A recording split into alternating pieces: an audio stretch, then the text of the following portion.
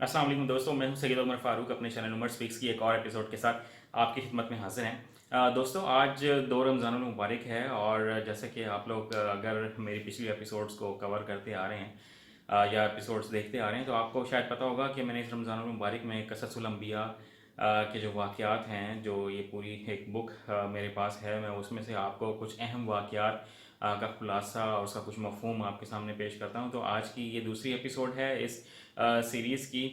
तो कल जो हमने वाक़या बयान किया वो हज़रत आदम अलैहिस्सलाम की पैदाइश का वाक़या था। तो आज ऑब्वियसली हज़रत अम्मा हव्वा अलैहिस्सलाम की पैदाइश का वाक़या हमने पूरा बयान करना है कि हज़रत अम्मा हव्वा जो हैं वो कब उनकी पैदाइश हुई। तो चैनल को अगर सब्सक्राइब नहीं किया तो चैनल को सब्सक्राइब कर लें और बेल आइकन के बटन को प्रेस करें ताकि मेरी हर आने वाली वीडियो की अपडेट आप लोगों तक पहुंच सके। जी तो दोस्तों, बात कर लेते हैं। कुछ मैं इसमें से आपको जो बुक है, जो मुस्नद बुक है, इसमें से मैं आपको पूरी डिटेल कुछ ना कुछ पढ़ के मैं सुनाता रहूँगा कि हज़रत हव्वा अलैहिस्सलाम की पैदाइश कब हुई। हज़रत इब्ने अब्बास से, हज़रत इब्ने मसूद और दूसरे कई सहाबा से सद्दी ने नकल किया है कि इब्लीस को जब जन्नत से निकाल कर हज़रत आदम अलैहिस्सलाम को आबाद किया गया तो हज़रत आदम अलैहिस्सलाम वहाँ अकेले रहते थे और अजनबियत महसूस करते थे। सुकून हासिल करने के लिए इनकी बीवी यहाँ ना थी। वो सोकर बेदार हुए तो देखा कि इनके पास एक औरत बैठी हुई है। अल्लाह ताला ने इसे हज़रत आदम अलैहिस्सलाम की पसली से पैदा किया था। आदम अलैहिस्सलाम ने पूछा, तू कौन है? तो इसने कहा, मैं औरत हूँ। पूछा, तुझे किस लिए पैदा किया गया?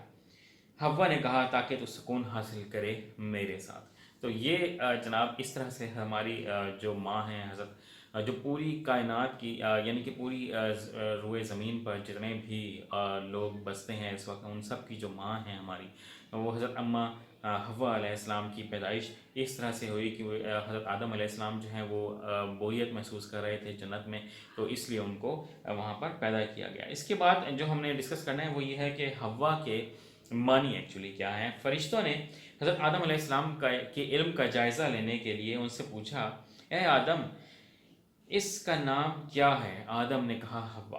फरिश्तों ने कहा कि इसका नाम हव्वा क्यों है? आदम ने कहा, इसको हव्वा इसलिए कहते हैं कि इसे ज़िंदा से पैदा किया गया है। मीन्स के क्योंकि हज़रत आदम अलैहिस्सलाम की एक पसली से उनको पैदा किया गया, तो इसलिए हज़रत आदम अलैहिस्सलाम ने बहुत कमाल जवाब दिया फ़रिश्तों को, क्योंकि अल्लाह ताला ने उनको ऐसा इल्म दिया था। तो उन्होंने जवाब दिया कि इसको ज़िंदा से पैदा किया गया है। हम मोहम्मद इसहाक ने हज़रत इब्ने अब्बास से ज़िक्र किया कि हव्वा आदम अलैहिस्सलाम की बाईं तरफ की छोटी पसली से पैदा हुई, जबकि हज़रत आदम सोए हुए थे।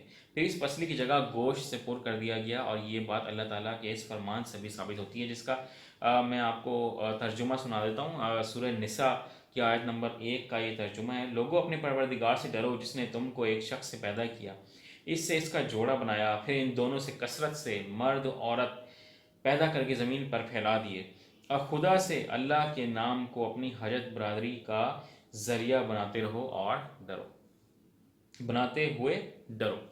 और इस बार अल्लाह ताला का ये कॉल भी है, खुदा ही तो है जिसने तुमको एक शख्स से पैदा किया और से इसको जोड़ा बनाया ताकि इससे राहत हासिल करे।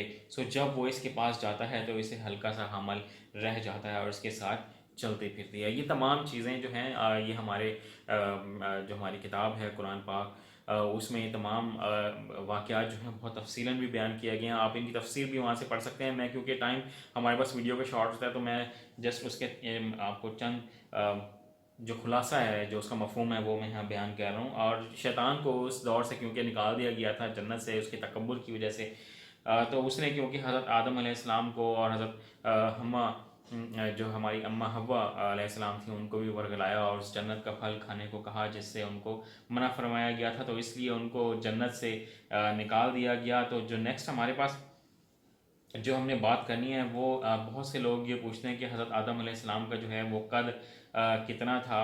तो मैं उसकी भी कुछ डिटेल आपके सामने बयान कर देता हूँ।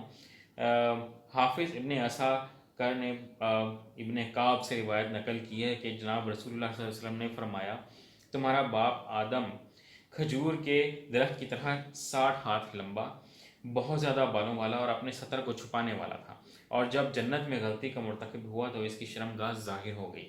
तो वह जन्नत से निकले एक दरख्त आपके सामने आया और आपकी पेशानी के बाल पकड़ लिया, और अल्लाह ताला ने आदम को पुकारा कि ए आदम, मुझसे भाग रहे हो? حضرت آدم نے جواب میں عرض کیا اے اللہ یہ سب کچھ تیرے سے شرم و حیا کی وجہ سے ہوا ہے۔ آپ دیکھیں کہ ہمارے جو انبیاء کرام اور جتنے اور یہ اسپیشلی حضرت آدم علیہ السلام کیونکہ ان کی شرم گاہ کو ظاہر کیا گیا تو انہوں نے اپنے آپ کو درخت کے پتوں سے ڈھانپ لیا، تو اللہ تعالیٰ نے پوچھا کہ کیا مجھ سے بھاگ رہے ہو، تو انہوں نے کہا یہ تو میں صرف شرم کی وجہ سے کر رہا ہوں۔ اور آج کے ہم دور میں دیکھیں تو ہم ہمارے جو لوگ ہیں وہ جناب میرا جسم میری مرضی اور جتنے مرضی ہم کپڑے ہوئی ہے، وہ فضول باتیں اس طرح کی جو ہیں وہ چل رہی ہیں۔ جو نیکسٹ میں نے آپ لوگوں سے بات کرنی ہے وہ یہ کہ اس دوران میں پھر حضرت آدم علیہ السلام جو ہے وہ اللہ تعالیٰ سے معافی بھی مانگتے رہے اور اپنے گناہوں کی جو ان سے غلطی سرزد ہوئی اس کی توبہ وہ مانگتے رہے، بٹ ان کی یہ جو توبہ تھی وہ اتنی جلدی جو ہے وہ قبول نہیں ہوئی۔ اور اسی دوران جو ایک اور واقعہ یہاں بیان کیا گیا ہے وہ حضرت آدم علیہ السلام اور حضرت موسیٰ علیہ السلام کے درمیان مناظرے کا یہاں اس بک میں ذکر ہے۔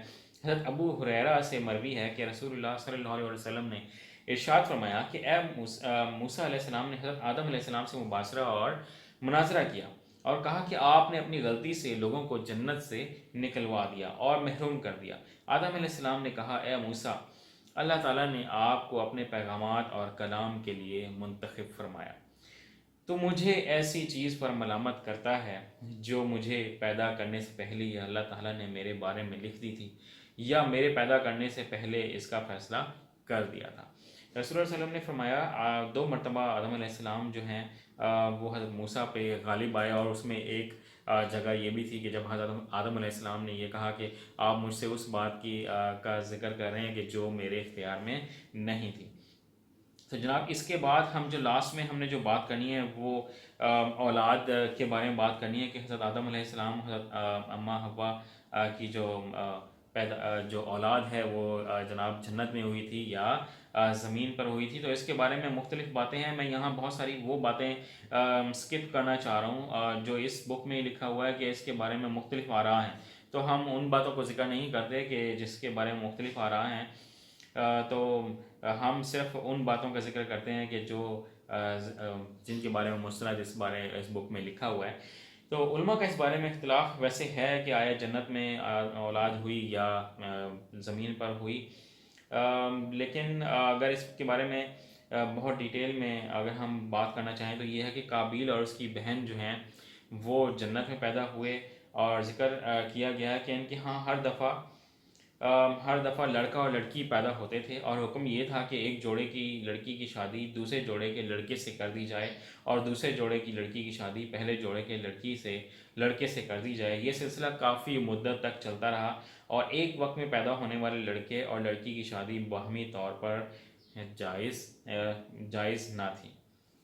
تو جناب یہ مختلف آراء ہیں کہ جنت میں پہلا جو جوڑا ہے وہ پیدا ہوا یا زمین پر پیدا ہوا، بٹ یہ بات جو ہے وہ اس بک سے کافی کنفرم ہے کہ قابیل اور اس کی بہن جو ہے وہ سب سے پہلے پیدا ہوئے، اور اس میں جو ذکر ہے ان کی شادیوں کا وہ یہ ہے کہ ایک جوڑے کا جو لڑکا ہے اس کے دوسرے جوڑے کی لڑکی سے، اور دوسرے جوڑے کا جو لڑکا ہے اس کے پہلے جوڑے کی لڑکی سے شادی ہونا تھی۔ تو یہ سلسلہ کافی مدت تک چلتا رہا۔ تو اس سلسلے میں آگے بہت زیادہ اور بھی واقعات رونما ہوئے، جس میں قابیل اور حابیل کا بھی واقعہ ہے جو میں آپ سے کل کی نشست میں ضرور تھوڑا سا اس کا خلاصہ پیش کروں گا کہ قابیل اور حابیل کے درمیان کیا واقعات ہوئے، وہ بہت ڈیٹیل میں ڈسکس کروں گا، تو اس کو ضرور دیکھیے گا۔ چینل کو اگر سبسکرائب نہیں کیا تو چینل کو سبسکرائب کر لیں اور بیل آئیکن کے بٹن کو پریس کریں تاکہ میری ہر آنے والی ویڈیو کی اپڈیٹ آپ لوگوں تک پہنچ سکے۔ اپنے گھر والوں کا بہت زیادہ خیال رکھیے گا۔ اللہ حافظ۔